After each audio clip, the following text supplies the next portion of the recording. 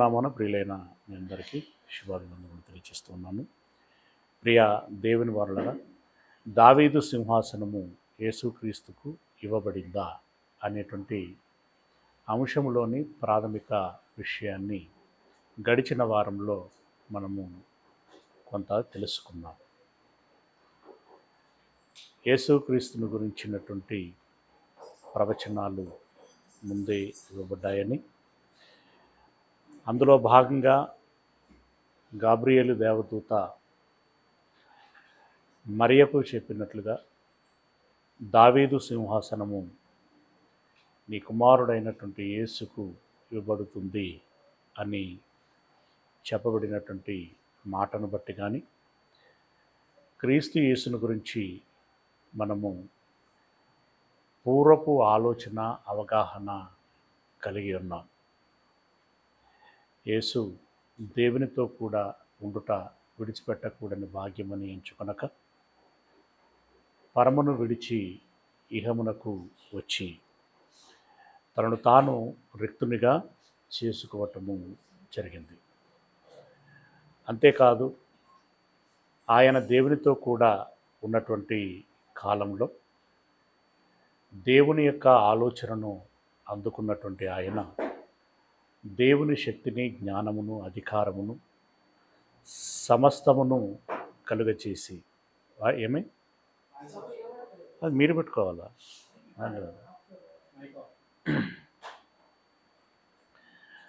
ప్రియులారా, సమస్తమును నిర్వహిస్తున్నటువంటి వాడు ఆయన.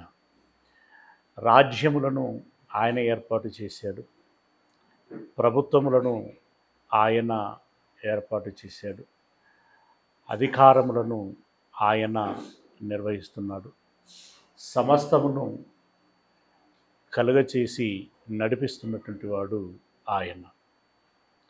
అలాంటి యేసును గురించినటువంటి సంగతులని మనము అనేకము ఎరిగి ఉంటున్నాం, ఆలకించి ఉంటున్నాం. ఇంకనూ తెలుసుకోవలసినటువంటి అవసరత ఉంది.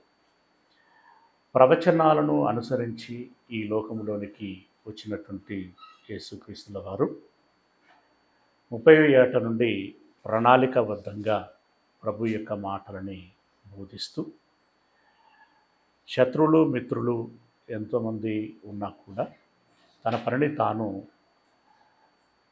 నిరాటంకంగా, అంటే ఆటంకపరిచేవారు ఉన్నప్పటికీ తనదైనటువంటి శైలిలో వాటిని అధిగమిస్తూ చెప్పవలసినటువంటి మాటలన్నీ చెప్పి మిగిలినటువంటి మాటలు పరిశుద్ధాత్ముడు చెప్తాడు అని చెప్పి మరణమునకు అప్పగించుకోవటానికి సిద్ధపడినటువంటి వేళ ప్రార్థన చేస్తూ ఉంటుండగా కైసరు యొక్క లేదా హేరోదు యొక్క సైనికులైనటువంటి హేరోదు కాదప్పుడు కురేనియా అధిపతిగా ఉన్నటువంటి కాలమది. ఆ సైనికులు అతన్ని పట్టుకొని సిలువకు అప్పగించడం జరిగింది. అయితే ఈ మధ్యలో ఒక ఘట్టం చోటు చేసుకున్నది. విచారించబడ్డాడు. విచారించబడినటువంటి కాలంలో పిలాతు ముందు హాజరైనప్పుడు ఆయన కొన్ని మాటలు మాట్లాడాడు. అందులో ఒక మాట ఏంటంటే, నీవు రాజువా అని అన్నాడు. ఇది నీవే అంటున్నావా, మరెవరైనా నీతో అంటే నాతో ప్రస్తావిస్తున్నావా అని అన్నాడు. నేనేమైనా యూదుడనా? నువ్వు రాజువు అవునో కాదో నాకేం తెలుస్తుంది అని అన్నాడు. అప్పుడు యేసు ప్రభుల వారు ఒక మాట మాట్లాడాడు. మనకు బాగా ఇప్పుడు ఏమన్నాడు అంటే మీరు వెంటనే చెప్పగలరు, కానీ అక్షరాలని, ఆ పదాలని, ఆ సందర్భ భావాన్ని మనము దృష్టిలో పెట్టుకొని చదివినట్లయితే యోహాను సువార్త 18వ అధ్యాయము,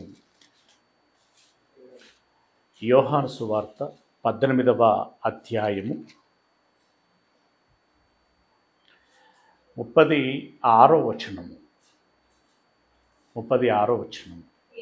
యేసు నా రాజ్యం ఈ లోక సంబంధమైనది కాదు. నా రాజ్యము ఈ లోక సంబంధమైనది కాదు. ఇక్కడ ఇది మనం బాగా పాయింట్అవుట్ చేయాలి. దావీదు ఈ లోక సంబంధమైనటువంటి రాజ్యమును పరిపాలించాడా, లేదా మరే లోక సంబంధమైన రాజ్యమును పరిపాలించాడా అనంటే ఖచ్చితంగా ఆయన ఈ లోక రాజ్యమును పరిపాలన చేశాడు. అలాంటప్పుడు దావీదు సింహాసనము యేసుకు ఇవ్వబడుతుంది అనేటువంటి మాట కానివ్వండి, దావీదు వారసత్వములో ఒకడు పరిపాలించక మానడు అనేటువంటి మాట ఒకవేళ యేసుక్రీస్తును ఉద్దేశించే చెప్పబడింది అనేటువంటి మాట దృష్టిలో పెట్టుకున్నా కూడా ఇక్కడ ఎలా పొందిక ఉన్నది, ఎలా పోలిక ఉన్నది? ఇప్పుడు వైరుపక్షంగా నేనే ఉండి మిమ్మల్ని అడుగుతున్నాను. ఆయన పరిపాలించింది లోక సంబంధమైన పరిపాలన. ఇప్పుడు ఈయనంటున్నది ఏంటి? ఖచ్చితంగా చెప్తున్నాడు అక్కడ, నా రాజ్యము ఈ లోక సంబంధమైనది కాదు అని అన్నాడు. అంతే, తేల్చిపడేశాడు. ఈ లోక సంబంధమైనటువంటిది కాదు అంటే మరి ఏ లోక సంబంధమైనటువంటిది అని చెప్తున్నాడు ఆయన? పరలోక సంబంధమైనటువంటిది. పరలోక సంబంధమైనటువంటి పరిపాలన అయితే దేవుని సింహాసనంలో కూర్చొని పరిపాలన చేయాలి. పరలోకంలో దావీదు సింహాసనం ఎక్కడిది? పరలోకంలో దావీదు సింహాసనం లేదు కదా. దావీదు సింహాసనం ఉన్నది ఈ లోకంలో. ఈ లోకములో ఉన్నటువంటి దావీదు సింహాసనంలో అతను కూర్చొని పరలోక పరిపాలన చేయటం ఏంటి? లేదు, ఈ లోక పరిపాలన చేశాడారంటే ఆ రకంగా ఈ లోక పరిపాలన చేసినట్టుగా ఎక్కడ లేదు. ఆయన కూడా నేను ఈ లోక పరిపాలన చేస్తున్నాను అని చెప్పి చెప్పటం లేదు. దీన్ని ఎలా అర్థం చేసుకోవాలి మనం? దీన్ని ఎలా అర్థం చేసుకోవాలి? ప్రియులారా, నేను కోరుకునేది ఏంటంటే, ఇప్పుడు ఈ సమయాన్ని ఒక పాటతోటి, ఒక ఆశీర్వాద వచనంతో,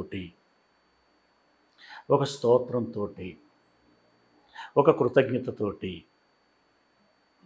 పలు విధములైనటువంటి విన్యాసాలతోటి, అంటే వినయమే, విధేయతే, మోకాళ్ళ మీద ఉండి ప్రార్థన చేయటమే, ఇవన్నీ కూడా అవసరమైనటువంటివే. ఇందులో మనము ఉండటం మూలంగా దేవుణ్ణి ఆరాధిస్తున్నామని, దేవునితో మమేకమవుతున్నామని, దేవుని సన్నిధిలో దేవుని కృపకు పాత్రలుగా ఉండలాగున మనము ధ్యానం చేస్తున్నామని, ఆ రకమైనటువంటి భావన మానసికంగా మనలో నింపుకుంటే దానికి సంబంధించినటువంటి ఒక సంతృప్తి మనలో కలగటానికి అవకాశం ఉంటుంది. ఇప్పుడు సో మెనీ చర్చెస్లో జరుగుతున్నటువంటిది అదే.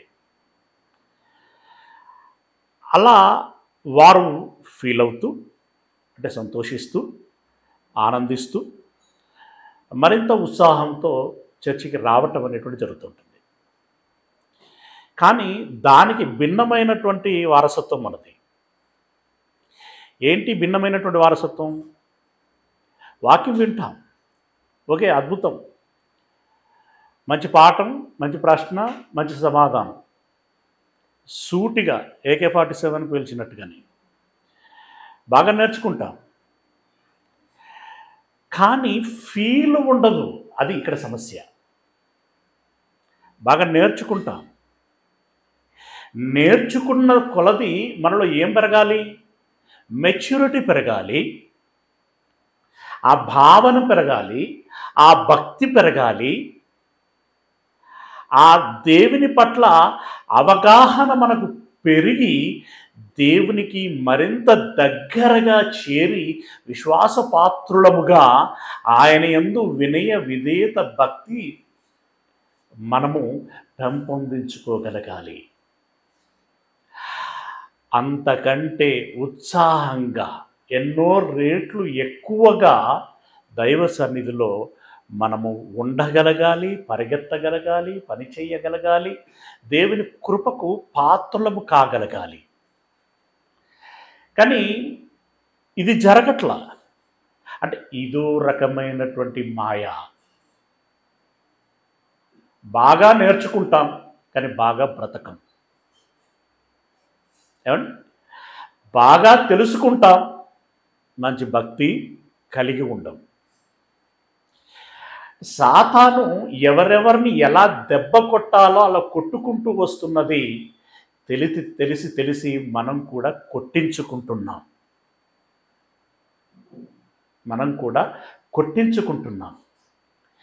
ఇది జ్ఞానుల లక్షణము కాదు, తెలివైనటువంటి వారి లక్షణము కాదు. మన యుక్తి, మన వివేకము, మన సమయస్ఫూర్తి పనిచేయటం లేదు అని దాని అర్థం. ఏం లేదు, మన దగ్గర ఆయుధాలు అన్నీ ఉంటాయి, వాటిని వాడే విధానం మనకు తెలియదు. ఎక్కడ వాడతామంటే బాగా ఎవరైనా బైబిల్ గురించి అడిగితే టబాలు మనం చెప్పేటువంటి విషయంలో వాడతాం. సరిపోయింది, అక్కడికి సరిపోయింది. ఎవరికో చెప్పడం కాదు, ముందు నువ్వేంది, నువ్వు నేర్చుకున్నది ఏంది, నువ్వు మలుచుకున్నది ఏంది, అలవర్చుకున్నది ఏంది, నడుచుకుంటున్నటువంటిది ఏంటి, ఇది కదా కావలసింది. సమాధానం చెప్పగానే అయిపోయిందా? తెలుసు అని అనుకొని అలా గర్వంగా ఉంటే సరిపోయిందా? గర్వం మీన్స్ ఇక్కడ అతిశయం. నాకు తెలుసు, ఇట్స్ ఓకే, తెలవటం సంతోషకరమైనటువంటి ఆ విషయంలో ఆనందించాలి, అతిశయించు, గర్వపడు. ఓకే, నేను తెలుసుకున్నందుకు, నాకు దేవుడి జ్ఞానాన్ని నేను ఇంత నేర్చుకున్నందుకు నేను గర్వపడుచున్నాను. It's okay, fine. బట్ నీ లైఫ్ ఏంటి, నీ మాదిరి ఏంటి, నిన్ను చూసి ఎంతమంది ఇన్స్పైర్ అవుతారు? ఇది కదా కావాల్సింది. దేవుడు మెచ్చుతున్నాడా? రేపొద్దున తీర్పు తీర్చబడేటప్పటికీ మన పరిస్థితి ఏంటి? ఇంతమందికి చెప్పి మనమే ఆ ఎత్తబడేటువంటి గుంపులో లేమనుకోండి, పరిస్థితి ఏంటి చెప్పండి. గనుక వ్యక్తిగతంగా మనమేంటి అనేటువంటి చూసుకోవాలి. జ్ఞానం తెలిసినటువంటి వాడు ఎగిరెగిరి పడడు. జ్ఞానము తెలిసినటువంటి వాడు సౌమ్యంగా ఉంటాడు. జ్ఞానము తెలిసినటువంటి వాడు మితముగా ఉంటాడు. జ్ఞానము తెలిసినటువంటి వాడు మౌనంగా ఉండవలసిన చోట సమయమున మౌనంగా ఉంటాడు. జ్ఞానము తెలిసినటువంటి వాడు మాట్లాడవలసినటువంటి చోట ధైర్యంగా మాట్లాడుతాడు. జ్ఞానము తెలిసినటువంటి వాడు విధేయత కలిగి ఉంటాడు, భక్తి కలిగి ఉంటాడు, భయము కలిగి ఉంటాడు, నడవడిక కలిగి ఉంటాడు, దేవుని పరిచర్యలో ఉంటాడు, క్రమము కలిగి ఉంటాడు, క్రమశిక్షణ కలిగి ఉంటాడు. సొంత ఆలోచనకి ప్రాధాన్యతనివ్వడు, దేవుని ఆలోచనకి అధికారమునకు లోబడుతాడు. అవునా? అప్పగించుకుంటాడు. దేవుడే ప్రధాన ధ్యేయంగా బ్రతుకుతాడు. ఇలా ఎన్నో ఉంటాయి. అవన్నీ అడుగడుగున మనలో కనిపించాలి. అది లేకుండా అంటే నేను ఇలా రీసెర్చ్ పాయింట్లు అని చెప్పేటప్పుడల్లా నాకు లోపల ఎక్కడో గుచ్చుకుంటూ ఉంటుంది. ఏం చెప్తే మాత్రం ఏం లాభం రా అన్నట్టుగా. నువ్వు ఈ పాఠాలు చెప్పడం కాదు, నువ్వు వాళ్ళకి ఈ నడిపింపు నేర్పించు అనేటువంటి విషయం నాలో ఎప్పుడు పొడుస్తూ ఉంటుంది. మనలు కూడా అన్నారు, అన్న పాఠాలు అనుకుంటూ పోతే ఉన్నదే ఊడిపోతుంది. అది కాదన్నా, మనలకు ప్రార్థన ఎలా చేయాలో నేర్పించు. మనోళ్ళు సహవాసం ఎలా గడపాలో నేర్పించు. మన వాళ్ళు సేవా దృక్పథము, ప్రేమించటం ఎలా ప్రేమించాలో నేర్పించు. ఈ రకమైనటువంటి సలహాలు మళ్ళీ మన వాళ్ళే ఇవ్వటం అనేటువంటి నాకు కొంచెం విడ్డూరంగా అనిపిస్తూ ఉంటుంది. వాళ్ళు అనేటప్పుడు అది నిజమే కదా అని కూడా అనిపిస్తుంది నాకు. వారు చెప్పేటప్పుడు, సలహా ఇచ్చేటప్పుడు అది నిజమే కదా, అయినా ప్రేమను గురించి చెప్పబడలేదా? సహవాసమును గురించి చెప్పబడలేదా? మంచితనమును గురించి చెప్పబడలేదా? అన్నీ చెప్పబడ్డాయి. చెప్పబడినా కూడా ఆచరణలో లేదు అంటే దాని అర్థం ఏమిటి? చెప్పబడినా కూడా ఆచరణలో లేదు అంటే దాని అర్థం ఏంటి? మనం వింటాము కానీ అలవర్చుకోం, మనం చెప్తాము కానీ చెయ్యం. అంటే ఇప్పుడు మన కేటగిరీ ఏ కేటగిరీ అన్నమాట? శాస్త్రులు, యాజకులు, సమాజ పెద్దల కేటగిరీ. మనం పెద్దోళ్ళం. ఎందుకంటే మనకు అంతా తెలుసు, మనకు చాలా తెలుసు. అలా ఫీల్ అవుతున్నామేమో. లేదు, ఒక రోబో ఉంటుంది. రోబో జ్ఞాపక శక్తి కొన్నా, మన జ్ఞాపక శక్తి కొన్నా దానిదే, డెఫినెట్గా దానిదే. అవునా? రోబో అటెన్షన్గా రిప్లై ఇస్తుందా, మనమా? రోబో ఇస్తుంది. ప్రాక్టికల్గా అన్నిటి విషయంలో అది ముందు ఉంటూ ఉంటుంది. అయితే దానికి లేనిది ఏంటంటే హృదయం. అయితే మనం కూడా నేర్చుకుంటాం, మనం కూడా అంతే షార్ప్గా సమాధానం ఇస్తాం సమీపంగా. కానీ దానికి హృదయం లేనట్టుగానే మనకు కూడా హృదయము ఉండటము లేదు. దైవికమైనటువంటి హృదయం ఉండవలసినంతగా ప్రియులారా, దయచేసి నేను కోరుకుంటున్నది ఏంటంటే, నేర్చుకున్న దానికి సరి సమానంగా మన భక్తిని, మన విశ్వాసాన్ని, మన యొక్క క్రియాపూర్వకమైన జీవితాన్ని మనము కలిగి ఉండాలి. సమాజం ఏమని చెప్పుకోవాలంటే, వీళ్ళు జ్ఞానం అని అంటారు కానీ అని కొన్ని మాటలు మాట్లాడుతూ ఉంటారు. ఆ అవకాశం ఇవ్వకూడదు. వీరు ఎంత జ్ఞానము నేర్చుకుంటారో అంత గొప్పగా జీవిస్తారు అనే సాక్ష్యం మనకు వినబడాలి. భవిష్యత్తులో మనలను బట్టి ఈ మాట మనమే వింటే మనకు చాలా సంతోషం కలుగుతుంది. అలాంటి సంతోషకరమైనటువంటి దినం మనకు రావాలి, జీవితం మనకు రావాలి. It's okay.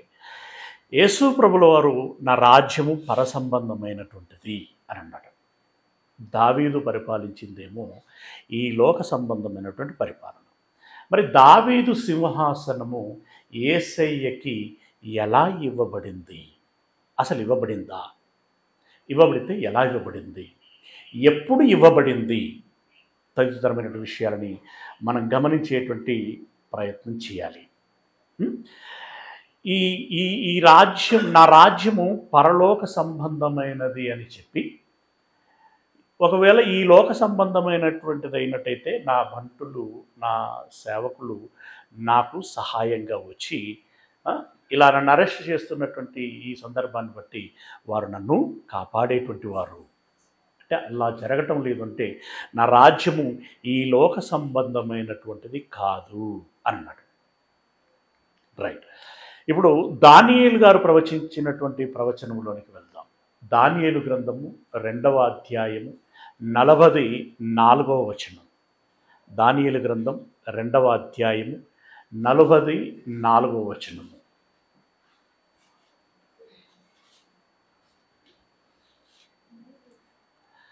దానియేలు గ్రంథం 2వ అధ్యాయము 44వ వచనం. ఆ రాజుల కాలములో పరలోకమందున్న దేవుడు. ఇక్కడ జాగ్రత్తగా మనం గమనించాల్సింది ఏంటంటే, ఆ రాజుల కాలంలో, ఇదివరకు మనం చాలాసార్లు చెప్పుకున్నాం, బబులోనీయులు, మాదీయ పారసీకులు, గ్రీకు వారు, రోమీలు, వీరు పరిపాలించినటువంటి కాలములో, అంటే వీరి పరిపాలన ముగించబడి కొనసాగించబడుచున్నటువంటి, అంటే చివరి అంకములో ఉన్నటువంటి సమయములో దేవుడు ఏం చేస్తాడట? చదువు. దేనికి? ఆ రాజుల కాలంలో పరలోకమందున్న దేవుడు ఒక రాజ్యము స్థాపించును అన్నాడు. దేవుడు ఒక రాజ్యము స్థాపించును. జాగ్రత్త గమనించండి. అప్పటికే పరిపాలించబడి పరిసమాప్తమైపోయినటువంటి, ఇది జాగ్రత్తగా గమనించాలి, పరిపాలించబడి పరిసమాప్తమైనటువంటి రాజ్యము ఏమైంది అంటే ఇశ్రాయేలీల రాజ్యము. దాన్ని ఎవరు ఏర్పాటు చేశారు? దేవుడే కదా. రైట్. బబులోనీయులను లేపింది ఎవరు? దేవుడే కదా. ఆ తర్వాత ఉన్నటువంటి రాజ్యాలు, రోమా ప్రభుత్వం వరకు నిలబెట్టింది దేవుడే. మరి ఈ రాజ్యాలన్నీ దేవుడే ఏర్పాటు చేసి దేవుడే పరిపాలింపచేసి నడిపించిన తర్వాత మరలా రాజ్యమును స్థాపించును అనంటే ఇది వరకు ఉన్నటువంటి రాజ్యాల వంటి రాజ్యములు కావా అనంటే ఏమో, అవునా కాదా అనేటువంటి విషయాన్ని మనం ఇక్కడ చూడాలి. ఇప్పుడు యేసు ద్వారా ప్రభుత్వములను ఏర్పాటు చేశాను, రాజ్యములను ఏర్పాటు చేశాను, అధికారములను ఏర్పాటు చేశాను అనే వచనం చదువుకున్నాం కదా. ఇప్పుడు అవన్నీ కూడా ఈ ఇశ్రాయేలీలకు వర్తిస్తాయి, అంతకుముందు ఉన్నటువంటి రాజ్యాలకు వర్తిస్తాయి. అమాలేకీయులు కావచ్చు, మోయాబీయులు కావచ్చు, సిరియనులు కావచ్చు, అవునా, ఈ 4 మహాసామ్రాజ్యాల వారికి కావచ్చు, వీళ్ళందరికీ వర్తిస్తాయి. వీళ్ళందరికీ వర్తించబడినటువంటి విషయము కాకుండా మరలా ప్రత్యేకంగా ఏమంటున్నాడు అంటే రాజ్యముని ఏర్పాటు చేయును అన్నాడు. అంటే ఇప్పుడు ఆ రాజ్యములకు, అంటే అప్పటి వరకు నిర్వహించబడినటువంటి రాజ్యములకు ఇప్పుడు దేవుడు ప్రత్యేకంగా ఏర్పాటు చేసేటువంటి రాజ్యమునకు ఉండేటువంటి వ్యత్యాసము ఏమిటి? వ్యత్యాసము ఏమిటి? ప్రియులరా, ఉదాహరణకి బబులోనీయులు దండయాత్ర చేసిన తర్వాత చెయ్యకముందు ఒకసారి ఆలోచించండి. చెయ్యకముందు బబులోను రాజ్యం ఎక్కడుండే? ఇరాన్ ఇరాక్లోనే ఉండే బబులోను. దాన్ని కల్దీయులు అని కూడా అన్నాం. ఆ కల్దీయులు అనకముందు ఇంకొక పేరుండే, మొట్టమొదటి రాజ్యం ఏర్పాటు చేసిన ఆయన. ఆ రాజ్యం పేరు ఏం పేరు? మొట్టమొదటి రాజ్యం ఆదికాండంలో ఉంటుంది కదా, చదువుకున్నాం కదా.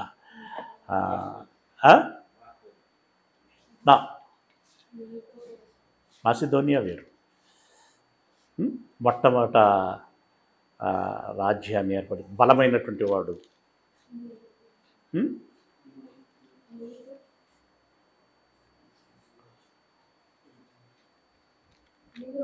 నిమ్రోదు. ఎన్నో వచనం? అక్కడ ఉన్నది కదా రాజ్యం పేరు. ఏం రాజ్యం అది? 10వ అధ్యాయము షీనారు. అంటే షీనారు కానివ్వండి. ఆ షీనారు కల్దీలో పిలువబడ్డది, ఆ తర్వాత బబులోనిగా పిలువబడింది. ఆ బబులోను వారు ఈ ఇరాన్ ఇరాక్ ఈ సిరియా వరకు ఇక్కడ విస్తరించి ఉండేటువంటి వారు. తర్వాత వారు లేపబడిన తర్వాత ఏం చేశారు? విస్తరించి ఒక్కొక్క దేశాన్ని ఆక్రమించుకుంటూ వచ్చేసారు.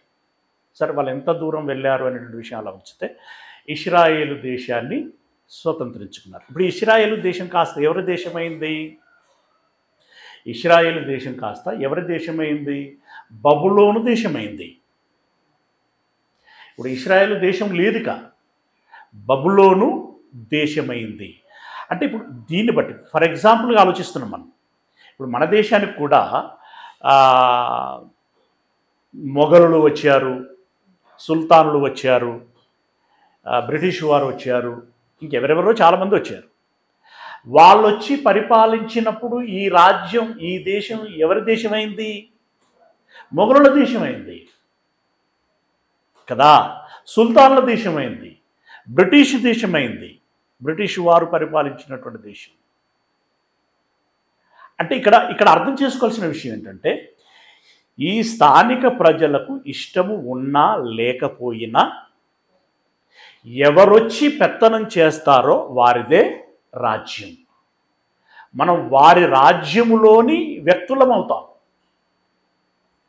లేదంటే చచ్చిపోతాం, బ్రతుకు తెరువు ఉండదు కదా.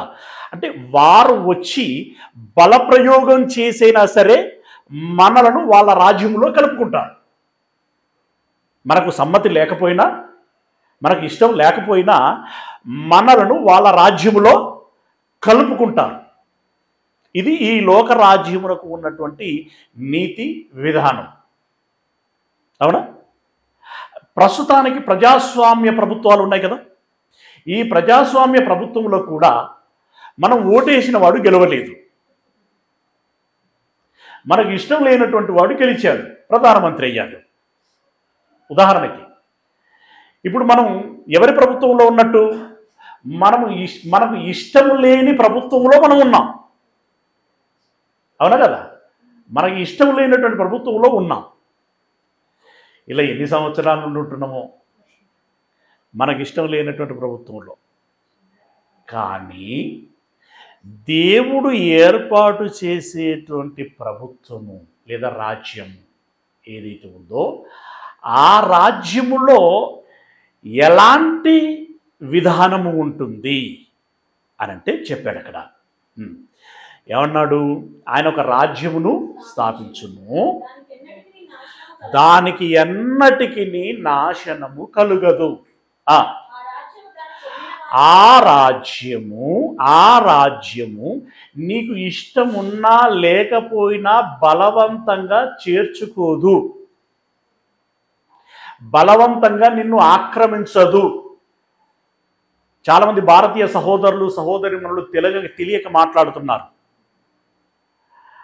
వారొచ్చి మమ్మల్ని అందరినీ కబ్జా చేస్తున్నారు అన్నట్టుగా రాజ్యం విషయంలో. No, never. అది జరగదు, అలా జరగదు. బ్రిటిష్ వారి పరిపాలన గురించి అంటావా? క్రైస్తవులముగా ముక్త కంఠంతో చెప్తాం, వాళ్ళు చేసింది 100% తప్పు. వారు మిషనరీల వాళ్ళనే ఆపేశారు. మన మండే డిస్కషన్లు అదే చాలా వెరీ ఇంట్రెస్టింగ్ పాయింట్. అది చామన్న రాల వారు మిషనరీలకి వీసాలు ఇవ్వలేదు. మిషనరీల వాళ్ళకి వీసాలు ఇవ్వకపోగా వాళ్ళ మీద కేసులు ఫైల్ చేశారు, యాంటీ కన్వర్షన్ బిల్లు పెట్టారు వాళ్ళు, బ్రిటిష్ వాళ్ళు భారతదేశంలో. ఎంత తీవ్రమైనటువంటి విషయం పిల్లరా! ఈ బలవంతము అనేటువంటిది అప్పుడు లేదు, ఇప్పుడు లేదు, ఎప్పుడూ లేదు. అది ఎవరికట? మళ్ళీ చదువు, ఆ పదం చదువు మళ్ళీ. అది ఆ రాజ్యము దాన్ని పొందినవారు అంటే కావాలని తీసుకున్నటువంటి వారు లేదా చేరినటువంటి వారు, వారికి మాత్రమే వర్తిస్తుంది. నీకు ఇష్టం ఉన్నా లేకపోయినా నువ్వు క్రైస్తవుడవే క్రైస్తవురాలవే అని అనదు. నీకు ఇష్టము లేకపోయినా నీ రాజు యేసే అని అనదు. నీకు ఇష్టం లేకపోయినా నీ రాజు యేసే అని అనదు. ఎవరైతే యేసును రాజునుగా స్వీకరించి ఈయన పరిపాలించేటువంటి రాజ్యము నాకు సహితం కావాలని కోరుకుంటారో వాళ్లకు మాత్రమే అది చెందుతుంది. ఎంత వ్యత్యాసం అండి! అక్కడనేమో ఇష్టం ఉన్నా లేకపోయినా, చంపైనా సరే, చెర పట్టైనా సరే, దోచుకోనైనా సరే, హింసించైనా సరే రాజ్యంలో చేర్చుకుంటారు అక్కడ. కానీ ఇక్కడ నిన్ను తిట్టరు, నిన్ను కొట్టరు, నిన్ను ఏమీ అనరు. ఈ రాజ్యం యొక్క విశిష్టత ఏంటో నీకు చెప్తారు. అది కూడా నువ్వు వింటానంటేనే చెబుతారు. చెప్పిన తర్వాత నీకు అర్థమై నచ్చి కావాలనుకుంటే నిన్ను చేర్చుకుంటారు, లేదంటే నీ ఇష్టం అంటారు. ఇది యేసు ప్రభుల వారి రాజ్యంలో ఉన్నటువంటి ఫెసిలిటీ. దేవుడు ఏర్పాటు చేసేటువంటి ఈ రాజ్యములకు భిన్నంగా ఏర్పాటు చేసేటువంటి రాజ్యం అది దాన్ని పొందిన వారికే చెందును అన్నాడు. రైట్?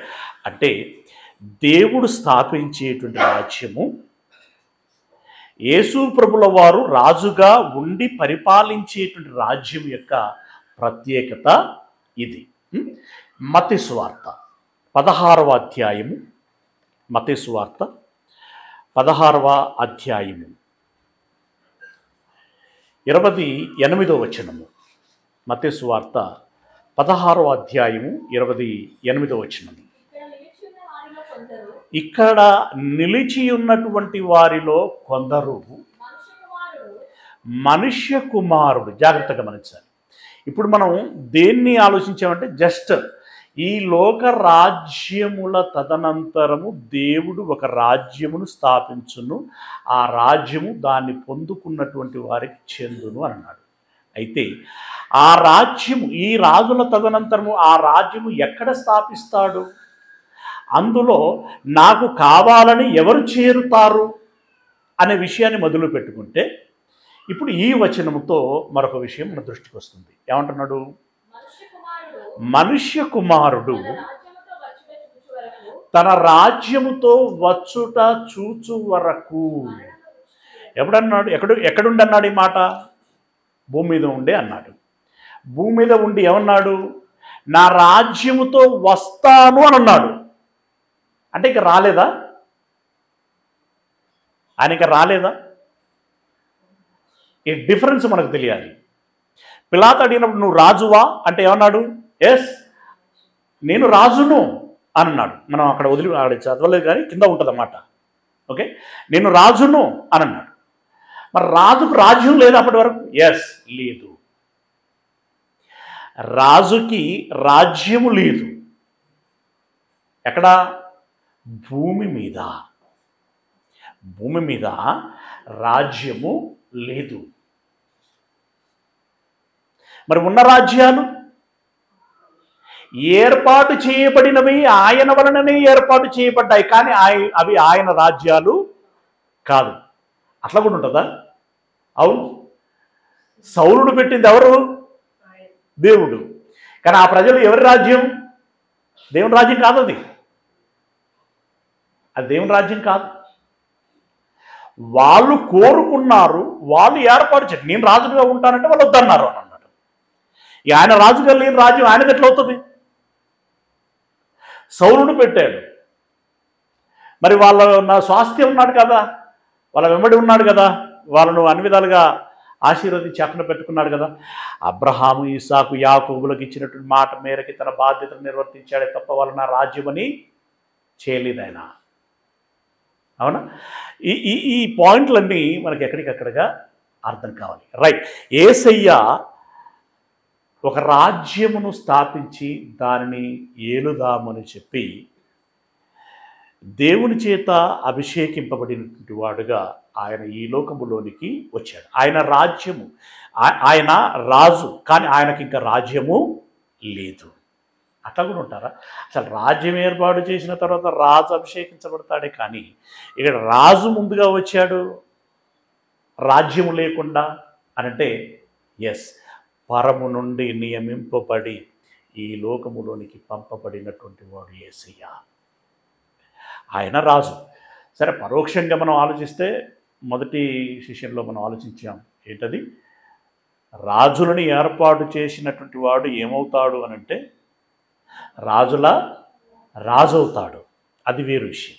సరే, అది పక్కబెట్టి ఇప్పుడు ఇక్కడ అంటున్నటువంటి మాట ఏంటంటే నా రాజ్యముతో, ఇక్కడ నిలిచి ఉన్న వారిలో కొందరు మనుష్య కుమారుడు తన రాజ్యముతో వచ్చుట చూచు వరకు మరణము రుచి చూడరని మీతో నిశ్చయముగా చెప్పుచున్నాను అన్నాడు. అంటే ఇక్కడ ఉన్నాడు, మరలా రాజ్యంతో ఎప్పుడు వస్తాడు? ఇక్కడ రాజుగా ఉన్నాడు కానీ రాజ్యం లేదు. రాజ్యంతో వస్తాను అని అంటున్నాడు.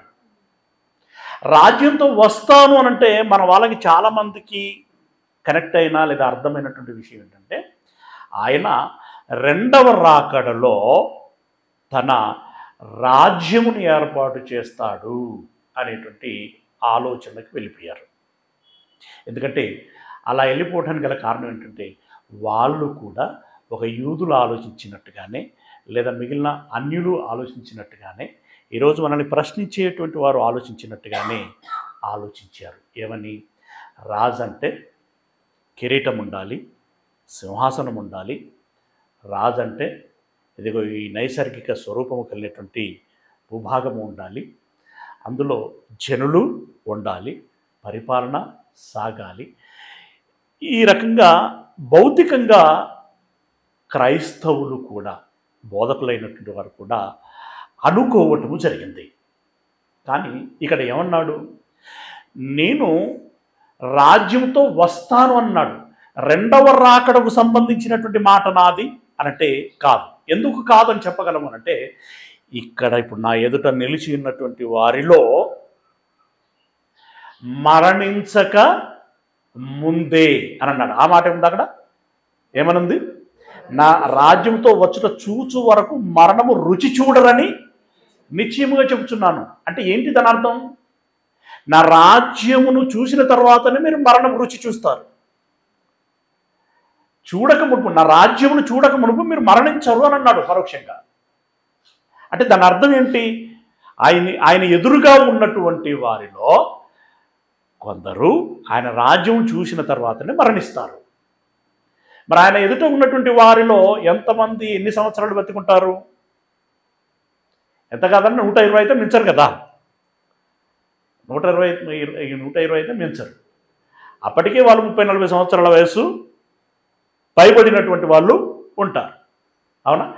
అలాంటి వారిలో మీరు నా రాజ్యమును చూడక మరణించరు అని అన్నాడంటే, దీన్ని బట్టి మనకు అర్థమవుతున్నది ఏంటన్నమాట? వారు బ్రతికి ఉండే లోపే ఆయన రాజ్యము ఏర్పాటు చేయబడింది అని. వారు బ్రతికి ఉన్న లోపే ఆయన రాజ్యము ఏర్పాటు చేయండి. ఎలా అంటే ఇప్పుడు ఇదొకటి, వారు బ్రతికి ఉండే లోపే ఆయన రాజ్యం ఏర్పాటు చేయబడుతుంది అనేది ఒకటి. రెండవది వచ్చుట ఏంది? మళ్ళీ తన రాజ్యంతో వచ్చుట ఏంది? ఇప్పుడు ఆల్రెడీ ఉన్నాడు కదా ఇక్కడ. వచ్చుట ఏంది అంటే మనకు తెలుసు కదండి. మరణించి ఎక్కడికి వెళ్ళాడు ఆయన? ఎక్కడికి ఆరోహణమయ్యాడు? మరణించి ఎక్కడికి ఆరోహణమయ్యాడు? పరదైసునకు ఆరోహణమయ్యాడు. పరదైసునకు వెళ్ళి ఎన్ని రోజులకు వచ్చాడు? 3 రోజులకు వచ్చాడు. 3 రోజులకి వచ్చి ఆ మహిమగల శరీరంతో కనిపించాడు. అవునా? 3 రోజులకు వచ్చి మహిమగల శరీరంతో కనిపించాడు. కనిపించిన తర్వాత వెంటనే మగ్దలేనే మరియ మొదలుకొని, పేతురు మొదలుకొని అనేకులు ఆయన యందు విశ్వాసముంచిరి. ఏమని? నిజముగా ఇతడు దేవుని కుమారుడే, నిజముగా ఇతడు రక్షకుడే, నిజముగా ఇతడు మన ప్రభువే. అప్పటి నుండి ప్రారంభమైనటువంటి వారు వెనువెంటనే, పెద్ద సమయం తీసుకోలేదు, వెనువెంటనే మేడ మీద గదిలో వారు కూడుకోవటం. అప్పటికే బాప్తిసం తీసుకొని ఉన్నారు, మర్చిపోకూడదు. మేడ మీద గదిలో కూడుకోవటం, పరిశుద్ధాత్మ రావటం, వారిలో సత్యమును రగిలింపచేయటం. వారు వెంటనే ఏం చేశారిక? ఆ రాజ్యమును అంటే ముందుగా ఆ మేడ మీద గదిలో ఎవరైతే కూడుకున్నారో, నెంబర్ అక్యురేట్గా తెలియదు,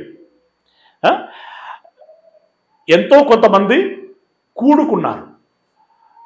మొట్టమొదటగా ఆరంభమైన రాజ్యము అదే. ఆ తదుపరి అందులో ఉన్నటువంటి అపోస్తలులు, మిగిలినటువంటి కొంతమంది అందరూ కూడా రాజులైన యాజక సమూహములుగా మారే ఆ రాజ్యమును ఏం చేశారు? విస్తరించారు. అంటే ఈ రాజ్యము అనేటువంటిది దేనితో ఆరంభమైంది అనంటే, యేసయ్య పరదైసు నుండి భూమి మీదకి వచ్చి మహిమగల శరీరముతో ఎప్పుడైతే కనిపించాడో అప్పుడు ఆ రాజ్యము ఆరంభమైంది. అయితే ఈ ప్రారంభ రాజ్యములో మొట్టమొదటగా చేరినటువంటి వారు ఎవరయ్యారంటే ఇశ్రాయేలీలు లేదా యూదులు కదా. ఈ ఈ జనులే మొట్టమొదటిగా రాజ్యంలో చేరారు. ఇక ఆ తదనంతరము ఏం జరుగుతుంది అని అన్నాడు అంటే, ఇదే మత్తయి సువార్త 16వ అధ్యాయము 21వ అధ్యాయము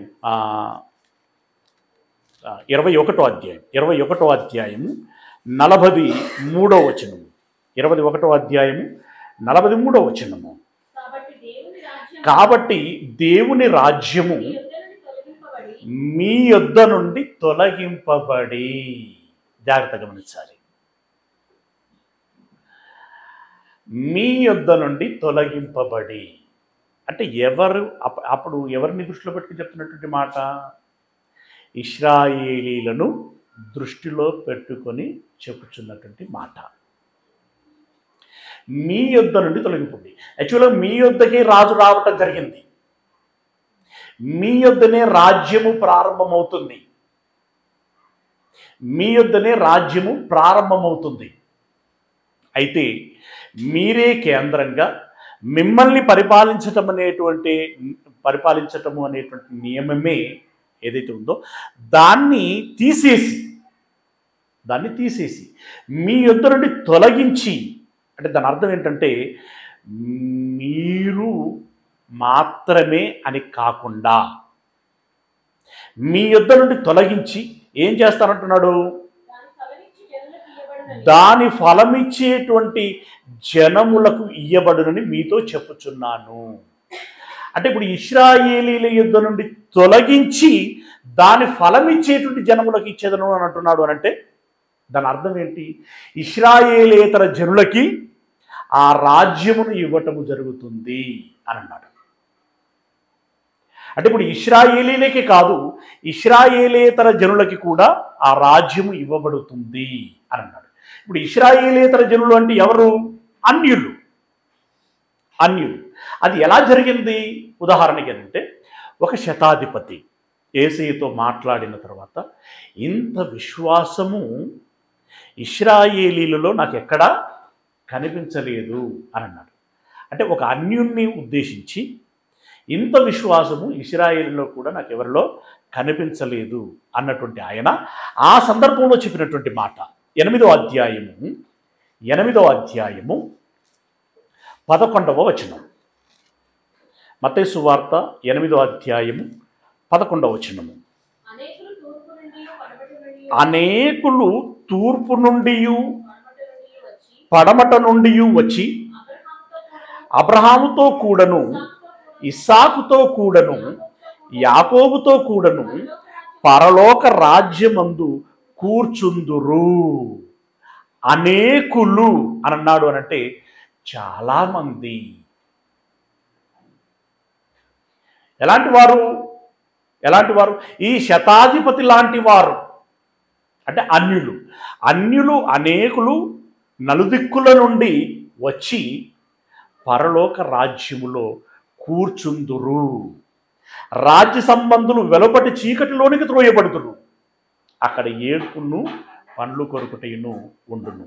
అంటే ఇప్పుడు ఇక్కడ ఈ రాజ్యములో ఇశ్రాయేలీలు మాత్రమే కాదు, అన్యజనులు కూడా చేరుతారు అని చెప్పాడు. అన్యజనులు కూడా చేరుతారు. అయితే ఇప్పుడు ఈ రాజ్యము ఎక్కడ స్థాపించబడింది? ఇప్పుడు ఎక్కడ ఏర్పాటు చేయబడింది? ఇశ్రాయేలీలలోని వారైనా సరే, అన్యజనులలోని వారైనా సరే, యేసు మాకు రాజుగా ఉండాలని, ఈ రాజ్యములో మేము ఉంటామని వచ్చినటువంటి వారితో చేర్చబడినటువంటి రాజ్యము ఎక్కడ ఏర్పాటు చేయబడింది? భూమి మీదనా, పరలోకంలోనా? భూమి మీదనే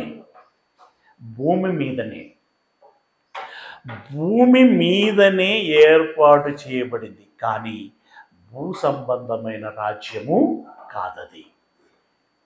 భూమి మీదనే ఏర్పాటు చేయబడిన అది భూ సంబంధమైనది కాదు. ఇది మనం గుర్తుంచుకోవాల్సినటువంటి విషయం. అంటే ఇప్పుడు ఇది ఎలా మనం అర్థం చేసుకోవాలి? చాలా సూక్ష్మంగా ఆలకిస్తేనే అర్థమయ్యేటువంటి విషయం. ఆయన రాజ్యము ఏర్పాటు చేస్తున్నాడు. ఆ రాజ్యములో బలప్రయోగము లేదు, కావాలని చేరినటువంటి వారినే చేర్చుకుంటున్నాడు. అందులో ఇశ్రాయేలీలనే కాదు, అన్యులని, సకల జనులని చేర్చుకుంటున్నాడు. ఇలా జరుగుచున్నటువంటి తరుణములో జాగ్రత్తగా మనం గమనిస్తే, ఇప్పుడు నేను పునరుత్థానమునందు అది అధికారికంగా కనిపించింది అని చెప్పాను. రాజ్యం కదా అధికారికంగా ప్రారంభమైంది అని చెప్పాను. కానీ నేను రాజునే అనే సమయానికి నిజంగా ఆయన రాజు అని చెప్పుకోవటానికి అర్హత కలిగి ఉన్నాడా? ఎప్పుడు అర్హత కలిగి ఉంటాడు అనంటే, రాజ్యము ఉన్నప్పుడు అర్హత కలిగి ఉంటాడు. రాజ్యం ఉన్నప్పుడు అర్హత కలిగి ఉంటాడు. ఇప్పుడు దీన్ని కొంచెం సింప్లిఫై చేసి మాట్లాడుకుందాం. చేపలు పట్టుకుంటున్నటువంటి పేతురును ఇంకా మరికొంత బృందాన్ని పిలిచారు కదా. అందరూ వెళ్ళిపోయిన తరుణంలో మీరు కూడా వెళ్ళాలనుకుంటున్నారా అంటే వాళ్ళు ఏమన్నారు? లేదు ప్రభువా. సరే, మాటలు అక్కడ చాలా ఉన్నా, మేము మీ వెంటే ఉంటాం అంటే ఇప్పుడు వీరు ఎవరి తాలూకు అనమాట? యేసు తాలూకు. అది చిన్న సమూహము, పెద్ద సమూహం, ఏ సమూహమైనా కానీ దాని నాయకుడు ఎవరయ్యా అంటే యేసయ్య.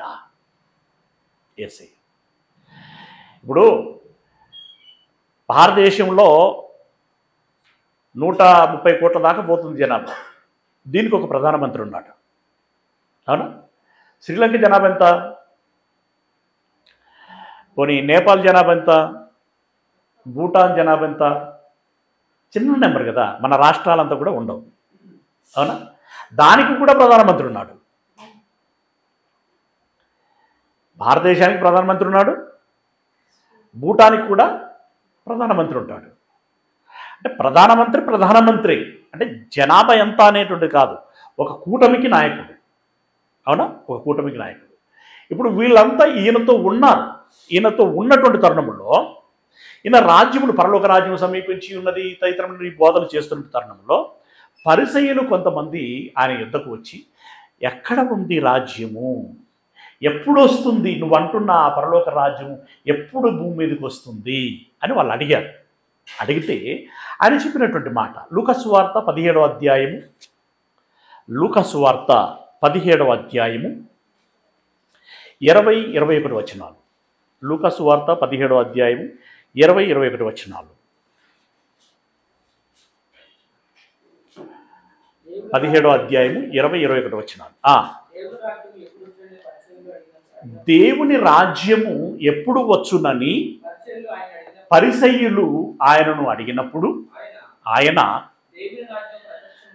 దేవుని రాజ్యము మీరనుకుంటున్నట్టుగా ఒక కోట కట్టటము, ఒక కుర్చీ వేయటము, అందులో ఆయన కూర్చోవటము, ఆయనకు ఒక కిరీటం పెట్టటము, చేతిలో కత్తో ఖడ్గమా లేకుంటే బల్లెమో పట్టుకోవటము, ఇలాంటివి ఉండవు. అది మీరు అనుకుంటున్నట్టుగా ప్రత్యక్షముగా రాదు. మరెలా? ఇదిగో దేవుని రాజ్యము మీ మధ్యలోనే ఉన్నది. దేవుని రాజ్యము మీ మధ్యలోనే ఉన్నది. ప్రియా దేవుని వారలరా, అంటే నేను కొన్ని ఉదాహరణలు చెప్పాలనుకుంటున్నాను, కానీ అది దాన్ని మళ్ళీ వారు పాజిటివ్గా అర్థం చేసుకోరు, నెగటివ్గా అర్థం చేసుకుంటారు, కనుక అవి నేను చెప్పదలుచుకోలేదు. ఉదాహరణకి, భారతదేశమును బ్రిటిష్ వారు పరిపాలిస్తున్నప్పుడైనా సరే, ఆ తదుపరి కాంగ్రెస్ వాళ్ళు పరిపాలించిన కాలంలోనైనా సరే, ఇప్పుడు బీజేపీ వాళ్ళు పరిపాలిస్తున్న కాలంలోనైనా సరే,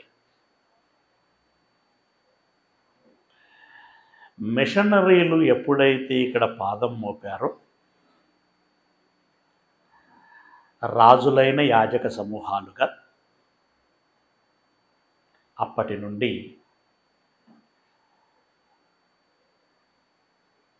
ఇశ్రాయేలు దేశంలో ఆరంభమైనటువంటి ఆ రాజ్యం దండయాత్ర చేసుకుంటూ విస్తరించి ఒక బ్రిటిష్కు వెళ్ళి, అంటే ఇంగ్లాండ్ దేశం వెళ్ళి, ఒక అమెరికా దేశం వెళ్ళి, ఒక కెనడా దేశం వెళ్ళి, అలా అలా అలా అలా మిగిలిన దేశాలలోనికి చాలా ప్రదేశాలకు వెళ్ళి భారతదేశానికి కూడా వచ్చింది. ఆ భారతదేశంలో మేబీ మొట్టమొదటిగా మద్రాస్, ఆ తదుపరి కలకత్తా. వీళ్ళందరికంటే కూడా మొదటి మిషనరీ అంటే తోమా గురించి చెప్పుకోవాల్సి ఉంటుంది. ఓకే, యాక్చువల్లీ ఆయన కేరళ వచ్చి మద్రాస్ వచ్చారని చెప్తారు. ఎస్, కేరళ వచ్చి మద్రాస్ వచ్చారని చెప్తారు. అంటే కేరళకి ఆయన వచ్చినప్పుడు యేసయ్య రాజ్యం వచ్చింది అని బ్రిటిషులకు తెలుసా? ఎక్కడికి? భారతదేశానికి కూడా వచ్చింది అనే విషయం తెలుసా? పోనీ మన వాళ్ళకు తెలుసా? మన వాళ్ళకు కూడా తెలియదు. అంటే వీళ్లకు తెలియకుండానే చాప కింది నీరులా అని అంటాం కదా. అంటే అందుకే నెగిటివ్గా అర్థం చేసుకుంటారు ఈ టర్మ్స్. ఇందులో చాప కింది నీరు కాదు ఇది. వారి పని వాళ్ళు చేసుకుంటూ వెళ్ళారు. ఈరోజు ఏదో 2.3% అని నెంబర్ చెప్తా ఉంటారు. కాదు, మనం ఎవరం ఊహించనటువంటి నెంబర్ ఉంటుంది ఈ భారతదేశంలో. ఈ జనులందరూ ప్రస్తుతం ఎవరి రాజ్యము? యేసయ్య రాజ్యం. దీని రాజధాని ఎక్కడున్నది? ఉండదు. దీని రాజధాని ఉండదు. దీని రాజు ఎక్కడున్నాడు? ప్రస్తుతం పరలోకమందున్నాడు. మరి పరిపాలన ఎలా జరుగుతున్నది? ఆయన సామంత రాజులు ఉన్నారు. ఊరికొకరు, అవసరమైతే వీధికొకరు, అవునా? పట్టణానికి ఒకరు, ప్రాంతానికి ఒకరు. ఈ రాజుల ద్వారా తన పరిపాలన జరుగుతున్నది. అఫ్కోర్స్ ఈ రాజుల ముసుగులో దొంగ రాజులు కూడా వచ్చారనుకోండి. దొంగ రాజులు, దొంగ రాజ్యం, దొంగ పరిపాలన, ఇదంతా కూడా జరుగుతున్నది కదా. రైట్. ఈ పరిపాలన జరుగుతూ విస్తరిస్తూ ఉన్నది. ఓకే, భూమి మీదనే ఆరంభమైంది, భూమి మీదనే విస్తరిస్తున్నది. అలాంటప్పుడు ఇది నాది పరలోక రాజ్యము, పరసంబంధమైనది అని ఎందుకన్నాడు? అదే పెద్ద అర్థం చేసుకోలేనంత విషయమే కాదండి, ఈజీగా అర్థమైంది. ఆరంభమైంది భూమి మీదనే, కానీ అది భూ సంబంధమైనది కాదు. ఇప్పుడు మనము ఏ లేఖనమైతే పఠనం చేశామో, అంటే యేసు ప్రభుల వారు మరణించి వెళ్ళిపోయిన తర్వాత రాజ్యములోని సామంత రాజైనటువంటి పేతురు గారు చేస్తున్నటువంటి ప్రకటన. పేతురు గారు లోకానికి ఎలా తెలుసు అంటే చేపలు పట్టుకునేవాడుగా తెలుసు. తర్వాత యేసు ప్రభుల వారి శిష్యుడిగా తెలుసు. కానీ ఆయన ఒక రాజు అని ఎవరికి తెలియదు. తెలుసా? ఏ కురేనియా, ఏ పిలాతు ఎక్కడ కేంద్రంగా చేసుకొని పరిపాలన చేస్తున్నారో అక్కడే పిలాతు గారు అడ్డా పెట్టి పరిపాలన చేశారు. ఎస్, ఆ సమయంలో ఆయన ప్రకటన చేసినటువంటి విషయం మనం చూసినట్టయితే అపోస్తలుల కార్యములు 2వ అధ్యాయము, అపోస్తలుల కార్యములు 2వ అధ్యాయము 29వ వచనం నుండి, అపోస్తలుల కార్యములు 2వ అధ్యాయము 29వ వచనం నుండి, సహోదరులారా, మూల పురుషుడగు దావీదును గూర్చి మీతో నేను ధారాళముగా మాట్లాడవచ్చును. దావీదును గురించి మీతో మాట్లాడొచ్చు. ఎందుకు మాట్లాడాలి అనంటే, అతడు చనిపోయి సమాధి చేయబడెను, అతని సమాధి నేటి వరకు మన మధ్య ఉన్నది. అతడు ప్రవక్త అయి ఉండెను గనుక అతని గర్భఫలములో నుండి అతని సింహాసనము మీద ఒకని కూర్చుండబెట్టుదును అని దేవుడు తనతో ప్రమాణపూర్వకంగా ఒట్టు పెట్టుకున్న సంగతి అతడు ఎరిగి. ఏమండి, దేవుడు ప్రమాణం చేశాడట. దేవుడు ప్రమాణం చేశాడని ఎవరు చెప్పారట? దావీదు చెప్పారట. ఏమని చెప్పారట? నా సంతానములో నుండి ఒకరిని సింహాసనం మీద కూర్చుండబెట్టుదును అని ప్రమాణము చేశాడు దేవుడు అని దావీదు గారు చెప్పారని పేతురు గారు చెప్తున్నారు.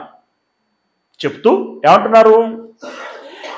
క్రీస్తు పాతాళములో విడవబడలేదనియు ఆయన శరీరము కుళ్ళిపోలేదనియు దావీదు ముందుగా తెలుసుకొని, అంటే దాని అర్థం ఏంటంటే యేసయ్య చంపబడి సమాధి చేయబడిన ఆయన తిరిగి మరలా లేస్తాడు అనేటువంటి సంగతి దావీదు గారికి ముందే, అంటే ప్రవచన రూపంలో ఆయనకి తెలిసినటువంటి విషయము గనక చెప్పాను.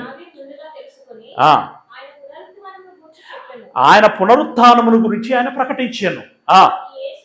ఈ యేసును దేవుడు లేపెను. దీనికి మేమందరము సాక్షులము.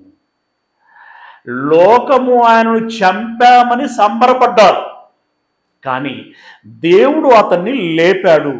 దానికి మేమందరము సాక్షులము కాగా ఆయన దేవుని కుడిపార్శ్వమునకు హెచ్చించబడి పరిశుద్ధాత్మను గూర్చిన వాగ్దానము తండ్రి వలన పొంది మీరు చూచుచూ వినుచున్న దీనిని కుమ్మరించి ఉన్నాడు. అంటే వారు అప్పటికి భాషలతో మాట్లాడుతూ ఇతరం ఏదైతుందో దాని గురించి చెప్తూ, అంటే పరిశుద్ధాత్మను కుమ్మరించి ఉన్నాడని చెప్పి, దావీదు పరలోకమునకు ఎక్కిపోలేదు, అయితే అతడు ఇట్లను నీ శత్రువులను నీ పాదముల క్రింద పాదపీఠముగా ఉంచు వరకు నీవు నా కుడి పార్శ్వమున కూర్చుండుమని నా ప్రభువుతో చెప్పాను. ఇక్కడ దావీదు గారే అన్నారట. ఏమన్నారు? దావీదు గారు ఏమన్నారంటే, నా యేసయ్యను గురించి ఏమని చెప్పబడింది అని చెప్పాడు అని అంటే చెప్తున్నాడు. అంటే దేవుడు యేసయ్యతో చెప్తున్నాడట, నేను నీ శత్రువులను నీ పాదముల క్రింద పాదపీఠముగా ఉంచు వరకు నీవు నా కుడి పార్శ్వమున కూర్చుండు అని నా ప్రభువుతో చెప్పాను. అంటే యేసు అనేటువంటి ప్రభువుతో దేవుడు అనేటువంటి ప్రభువు చెప్పాను. మీరు సిలువ వేసిన ఈ యేసునే దేవుడు ప్రభువునుగాను క్రీస్తునుగాను నియమించెను. ప్రభు అంటే ఏంటి? ఇక్కడ క్రీస్తు అంటే ఏంటి? అభిషక్తుడు, రాజు, ప్రభువు, మెస్సియా, ఇవి కదా. అంటే మొత్తానికి రాజు. మీరు సిలువ వేసినటువంటి ఈ క్రీస్తునే, ఈ యేసునే రాజునుగా నియమించాడు, క్రీస్తునుగా నియమించెను. ఇది ఇశ్రాయేలు వంశమంతయు రూఢిగా తెలుసుకున్నవరనని చెప్పాను. మీరు ఎవరినైతే చంపామని అనుకుంటున్నారో అతనినే దేవుడు రాజునుగా నియమించాడు. ఏ రాజునుగా? దావీదు వారసత్వపు రాజునుగా నియమించెను అని అన్నాడు. ఇది ఎలా చెప్తున్నావు నువ్వు అనంటే దావీదే చెప్పాడు. దావీదు చెప్పినట్లుగా దావీదు కుమారుడైనటువంటి యేసు ఎదుగో రాజుగా నియమింపబడ్డాడు. ఆ రాజు రాజ్యములో మేము ఒకరము, ఆయన రాజ్యము మన మధ్యలోనే ఉన్నది అని వారికి విశదపరిచాడు. అంటే ఇక్కడ దావీదు గారు స్వయంగా సాక్ష్యం ఇచ్చాడు. ఇక్కడ సందర్భం అంతా కూడా సీక్వెన్స్ మనకి ఏం కనబడింది? 29, 30 వచనంలో దావీదు సింహాసనం గురించే ప్రస్తావన చేయబడింది. ఆ సింహాసనములో యేసు రాజుగా నియమింపబడ్డాడు. ఇప్పుడు అది మన మధ్యలోనే ఉన్నది అని చెప్పి ఇక్కడ పేతురు గారు దాన్ని రూఢీ చేయటం జరిగింది. అయితే ఇక్కడ ఒకటి కాంప్లికేషన్ ఏంటంటే, నీవు నా కుడి పార్శ్వమున కూర్చుండుమని నేను నీ శత్రువులను నీ పాదముల క్రింద పాదపీఠముగా ఉంచు వరకు నీవు నా కుడి పార్శ్వమున కూర్చుండుమని ప్రభువు నా ప్రభువుతో చెప్పాను అని అన్నాడు. అంటే యేసయ్య శత్రువులు యేసయ్య పాదముల క్రింద ఉంచబడతారా? ఉంచబడతారా? ఉంచబడ్డారా? ఉంచబడుచున్నారా? 3. ఉంచబడ్డారా? ఉంచబడుచున్నారా? ఉంచబడతారా?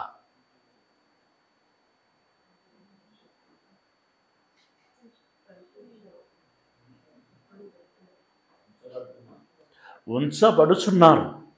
ఎప్పుడో ఆరంభమైంది, కొనసాగుచున్నది.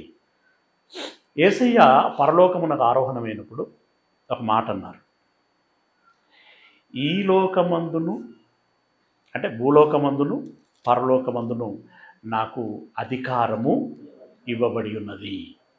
ఇది మత్తయి సువార్త చివరిలో ఉంటుంది. ఓకేనా? రైట్. అంటే ఇప్పుడు అతనికి భూలోకమందు అధికారము ఇవ్వబడింది. ఆ మాట ఇప్పుడు ఇక్కడ పేతురు గారు తిరిగి ప్రస్తావన చేశారనమాట. ఆ మాటే తిరిగి ప్రస్తావన చేశారు. రైట్. ఇప్పుడు పాదముల క్రింద వారు ఉంచబడటము అనేటువంటిది ఇది ఎలా జరిగింది, ఎలా జరుగుచున్నది అని గమనించినట్టయితే, కొరింథీయులో రాసినటువంటి మొదటి పత్రిక 15వ అధ్యాయం, కొరింథీయులో రాసినటువంటి మొదటి పత్రిక 15వ అధ్యాయము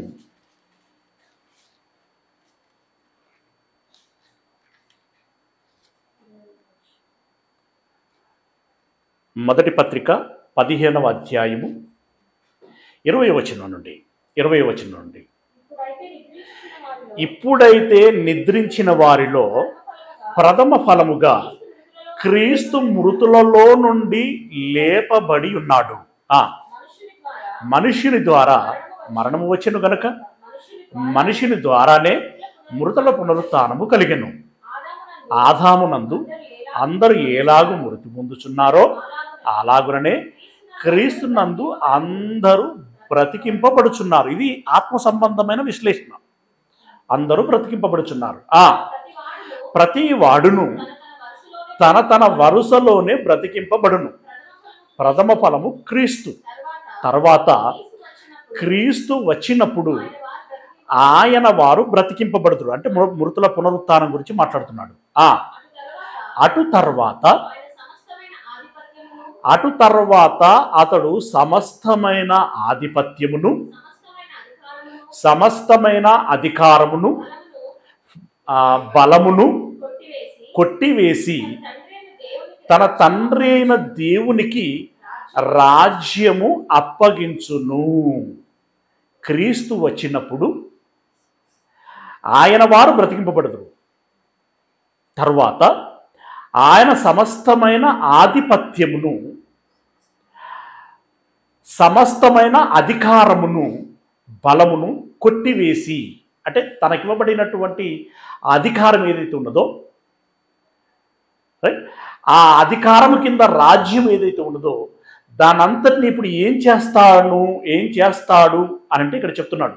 జాగ్రత్తగా గమనించినట్టయితే, లోకములో ఉన్నటువంటి రాజ్య అధికారములు ఏవి కూడా పనిచేయవు. ముఖ్యంగా ఇక్కడ కొట్టివేయబడటము, అధికారము కొట్టివేయబడటం అనేటువంటిది ఏదైతే ఉందో అది ఈ లోక రాజ్యములన్నీ నాకు అప్పగింపబడి ఉన్నవి అని చెప్పి ఏ సాతానైతే వికటాట్టహాసము చేసిందో ఆ సాతాను యొక్క అధికారము కొట్టివేయబడుతుంది. ఆ సాతాను యొక్క అధికారం కొట్టివేయబడుతుంది. సాతాను యొక్క అధికారం కొట్టివేయబడిందంటే ఆటోమేటిక్గా ఇక సామంతుల ఈ లోక సంబంధమైన అధికారులు, రాజ్యాలు ఏవైతే ఉంటాయో వాళ్ళ అధికారం కూడా కొట్టివేయబడుతుంది. అవునా? అలా కొట్టివేసి తాను ఏర్పాటు చేసినటువంటి రాజ్యం ఏదైతే ఉందో ఆ రాజ్యమును దేవునికి అప్పగించును. ఆయన వచ్చినప్పుడు దేవునికి అప్పగించును. ఇంకా కిందికి వెళ్ళినట్టయితే అప్పుడు అంతము వచ్చును. ఎందుకనగా తన శత్రువులందరినీ తన పాదముల క్రింద ఉంచు వరకు ఆయన రాజ్య పరిపాలన చేయుచుండవలెను.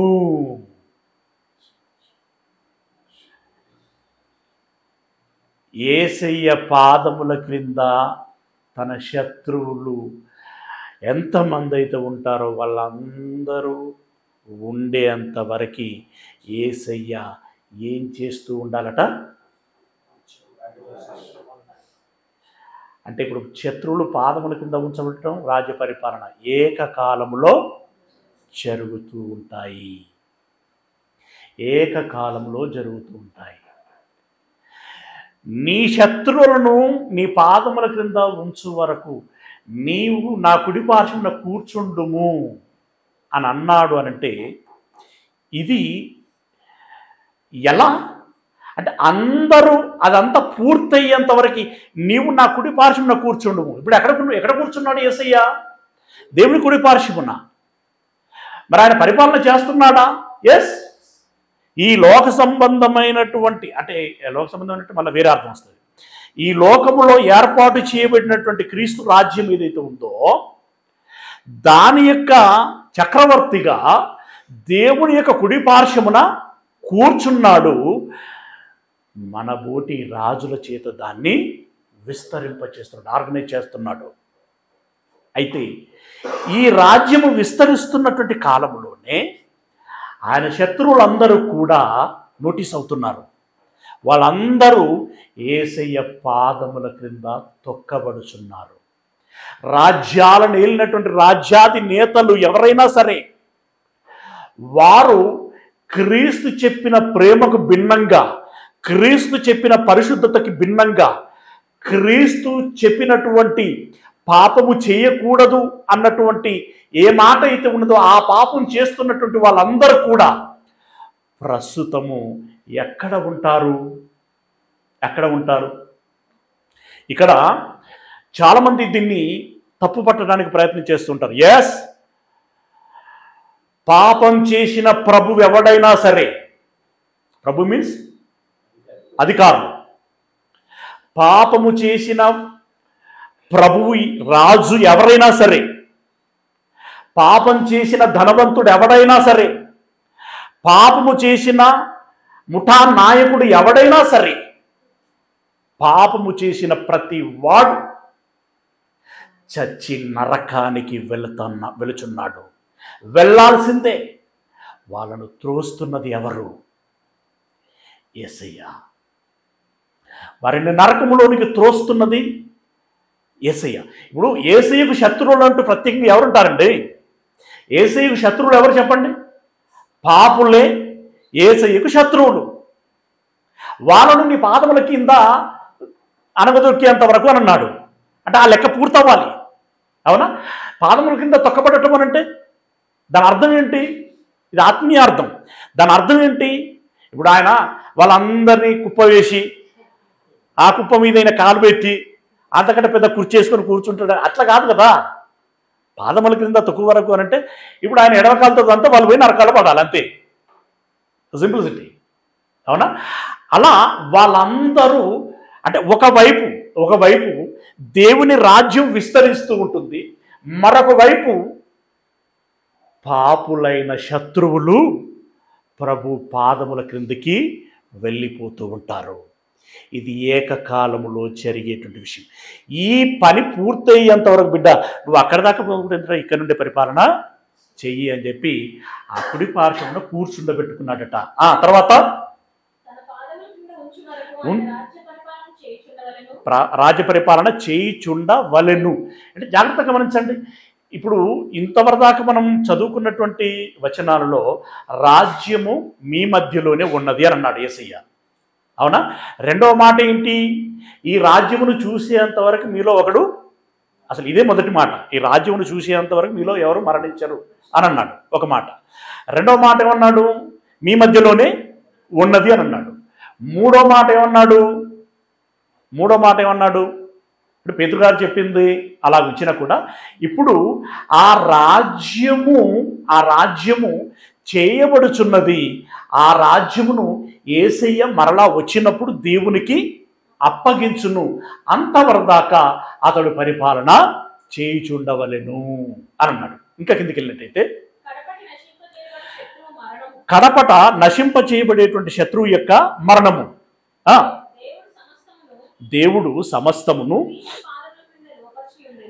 క్రీస్తు పాదముల క్రింద లోబర్చి ఉండెను. సమస్తమును లోబరచబడి ఉన్నదని చెప్పినప్పుడు ఆయనకు సమస్తమును లోపరిచిన వాడు తప్ప, అంటే యేసయ్యకి సమస్తమును లోపరిచిన వారు ఎవరట? దేవుడు. లోపరిచిన దేవుడు తప్ప సమస్తము లోపరచబడి ఉన్నదని అనేటువంటి సంగతి విషదమే. జాగ్రత్త, మళ్ళీ చదువుతాను 27వ వచనం. దేవుడు సమస్తమును క్రీస్తు పాదముల క్రింద లోపరిచి ఉంచెను, సమస్తమును లోపరచబడి ఉన్నదని చెప్పినప్పుడు ఆయనకు సమస్తమును లోపరిచిన వాడు తప్ప సమస్తమును లోపరచబడి ఉన్నదను సంగతి విషదమే. మరియు సమస్తమును ఆయనకు లోపరచబడినప్పుడు దేవుడు సర్వమగు నిమిత్తము కుమారుడు తనకు సమస్తము లోపరిచిన దేవునికి తానే లోబడును. అంటే యేసయ్య దేవునికి లోబడును. ఆ దేవుడు మిగిలిన విషయాలన్నీ కూడా, మిగిలిన సంగతులన్నీ కూడా యేసయ్యకు లోబడుచును. అంటే దేవుడు సమస్తాన్ని యేసయ్యకు లోబరుస్తాడు, యేసయ్య దేవునికి లోబడుతాడు అన్నమాట. అలా రాజ్యము అప్పగించబడుచున్నది. అంటే ఇప్పుడు గమనించండి, పరలోక రాజ్యం అంటే ఇప్పుడు ఏదో కాదు, ఆరంభమైంది భూలోకములో, కానీ ఉండబోయేది పరలోకములో. అది శాశ్వతంగా ఉంటుంది. కనుక అది పరలోక సంబంధమైనటువంటి రాజ్యము అన్నమాట. అది పరలోక సంబంధమైనటువంటి రాజ్యము. అయితే ఈ రాజ్యమును ఏర్పాటు చేసినటువంటి వాడు యేసయ్య. ఈ రాజ్యమును ప్రస్తుతం పరిపాలిస్తున్నటువంటి వాడు యేసయ్య. ఈ యేసు దావీదు వారసత్వంలో వచ్చాడు. దావీదు వారసత్వంలో వచ్చి ఆయన పరిపాలన చేస్తున్నాడు. ఎవరిని అనంటే ఇశ్రాయేలీలలో నుండి వచ్చినటువంటి వారిని, అన్యజనులలో నుండి వచ్చినటువంటి వారిని కలిపి క్రైస్తవ సమాజముగా ఏర్పాటు చేసి వారిని పరిపాలన చేస్తున్నాడు. క్రిందటి పాఠంలో మనం చెప్పుకున్నాం, ఇశ్రాయేలీలను మాత్రమే పరిపాలన చేస్తాడు అని చెప్పి రాయబడలేదు. అందరినీ పరిపాలిస్తాడు.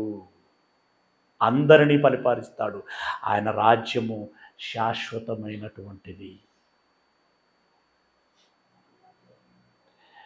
కనుక ప్రియమైనటువంటి దేవుని వర్లారా, దావీదు సింహాసనము యేసయ్యకి ఇయ్యబడిందా అనంటే, ఈ చక్రవర్తులు కొట్టివేయబడిన తర్వాత రోమీల కాలంలోనే కదండి యేసయ్యకి అధికారము ఇవ్వబడింది. రోమీల కాలంలోనే కదా ఇశ్రాయేలీలు ఆరంభమైంది. ఆ తర్వాత మరి యూదయ దేశమును ప్రత్యేకంగా పరిపాలించినటువంటి ప్రధానులు ఉన్నారు కదా అంటే, మిగిలిన రాజ్యాధినేతలు ఎంతో ఇశ్రాయేలు దేశమును పరిపాలించినటువంటి రాజులు లేదా ప్రధానమంత్రులు అంతే. నెతన్యాహు కూడా అంతే. ఇప్పుడు మన దేశ ప్రధాని ఎంతో, నెతన్యాహు కూడా అంతే. కానీ దావీదు వారసత్వంలో, దావీదు ఎవరి సంకల్పం చొప్పున రాజ్యం చేశాడు? ఆయన దేవుని సంకల్పం చొప్పున. అవునా? ఇప్పుడు ఆయన వారసత్వంలో వచ్చినటువంటి సింహాసనంలో కూర్చోవటం మీన్స్ ఆయన వారసత్వంలో దాని అర్థం. అది భౌతికంగా తీసుకోవాల్సింది కాదు. ఆయన వారసత్వంలో వచ్చినటువంటి యేసయ్య దేవుని చిత్తము చొప్పునే రాజ్యాన్ని భూమి మీదనే బేషరత్తుగా భూమి మీదనే ఆరంభించాడు. కానీ అది పరమును దృష్టిలో పెట్టుకొని ఆరంభించాడు. చివరికి పరమునకే అప్పగిస్తాడు. ఇస్తాడు. ఇప్పుడు ప్రస్తుతము రాజ్య విస్తరణ ఇంకా జరుగుచున్నది. అయితే ఈ విస్తరణ ఎప్పుడు పూర్తవుతుందో, ఈ శత్రువులు పాదముల క్రిందికి వెళ్ళటము లేదా తొక్కబడటము అనేటువంటిది ఎంత కాలము జరుగుతుందో అది మనకి తెలియదు. కనుక ఆయనకు సింహాసనం ఇవ్వబడింది, ఆయన పరిపాలన చేస్తున్నాడు. మరి మనము సామంతులంగా పరిపాలన చేస్తున్నాం. ఆయన శత్రువును పాదముల కింద తొక్కివేయటం, అధికార బలమును కొట్టివేయటం అంటే విజయం సాధించడం దాని అర్థం. నేను జయించి నా సింహాసనం ముందు కూర్చుంటున్న ప్రకారం జయించు వానిని ఎవరిని జయించాలి?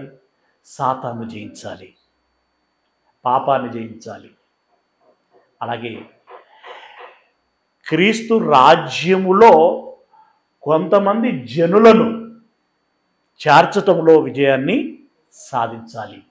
ఇలా ఎవరైతే విజయం సాధిస్తారో వారు క్రీస్తు సింహాసనంలో కూర్చోగలుగుతారు. ఇది దేవుడు మనకిచ్చేటువంటి గొప్ప అవకాశం. క్రీస్తు సింహాసనంలో కూర్చోవటం అంటే నిత్య జీవులోనికి ప్రవేశించటం, నిత్య స్వాస్థ్యాన్ని పొందుకోవటం. ఇక మనం ఎప్పుడు రొటీన్ వర్డ్సే కదండి, విని విని విని యాస్ట్ వస్తుంది. యాస్ట్ వస్తుంది మీన్స్ ఎందుకు యాస్ట్ వస్తుంది అని అంటే, అది దానికి తగ్గట్టుగా మనం డెవలప్ అవుతున్నాం అన్నప్పుడు ఆనందం ఇస్తుంది. కానీ చెప్పుకోవటం మాత్రం జరుగుతుంది, ఆ అర్హత మాత్రం మనం పొందుకునేటువంటి పరిస్థితిలో ఉండవు అంటే అది యాస్టే అవుతుంది. అలా కాకుండా ఆ ఎగ్జైట్మెంట్ మనలో రావాలి. ఎస్, మనం చెప్పుకున్నట్టుగానే ఆ అర్హతను మనం పొందుకుంటున్నాము అనేటువంటి ఆ ఉత్సాహంలోనికి మనం రావాలి. వచ్చేటువంటి విధంగా వ్యక్తిగతంగా మీరును లేదా సంఘంగా మనం అందరమును ఆ ప్రయత్నం చేయాలని మనసారా కోరుకుంటూ ఈ మాటల్ని ముగిస్తున్నాను.